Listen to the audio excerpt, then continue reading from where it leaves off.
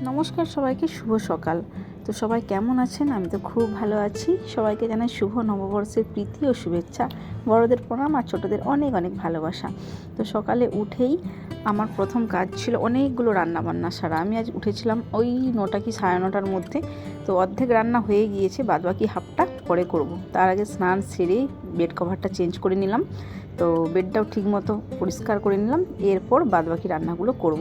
তো আজকে দুপুরে অনেক রান্নাবান্নার আইটেম ছিল, যেটা কাল সন্ধ্যে থেকেই ভাবা হচ্ছিল। তো সেই মতো সকাল সকাল উঠে গিয়েছিলাম, অনেকটা কাল রাত্রেই করে রেখে দিয়েছিলাম, বাদবাকি আজ করব। কেননা দুপুরবেলা খাওয়া তো, আর আমাদের ঘুম থেকে উঠতে অনেকটা দেরি হয়, একদম সকাল সকাল এখানে উঠি না। তো সেই জন্য একটু সমস্যা হয়। যাই হোক, টাইমের মধ্যে সবই করে নিতে পারবো আশা রাখছি।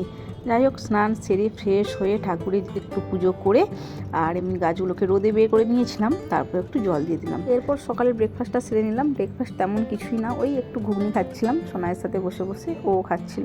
ওর অলরেডি খাওয়া হয়ে গিয়েছিল, বাদবাকি একটু মায়ের সাথে তো খেতে হবেই, সব দিনের ওটা নিয়ম। যাই হোক, আমার রান্না প্রায় কমপ্লিট। ওই চিকেনটা একদিকে হচ্ছিল আর এদিকে পাঁপড় ভাজাটাই বাকি ছিল। জাস্ট ওটা করে নেওয়ার পরেই আমার সমস্ত রান্না কমপ্লিট। তো চিকেনটা টেস্ট করে দেখলাম ঠিকঠাক আছে। তো চলুন, আজকের মেনু ছিল সাদা ভাত, একটা লেবু, স্যালাড, তারপরে ছিল কয়েক রকমের ভাজা, মাছের ডিমের বড়া, পটল ভাজা, আলু ভাজা, উচ্ছে ভাজা, 5 মেশালি সবজি, চিকেন, আর ছিল আমের চাটনি, আর ছিল এদিকে পায়েস, মিষ্টি, পাঁপড় ভাজা এবং আইসক্রিম। সবটাই কিন্তু নিজের হাতে বানানো। তো কেমন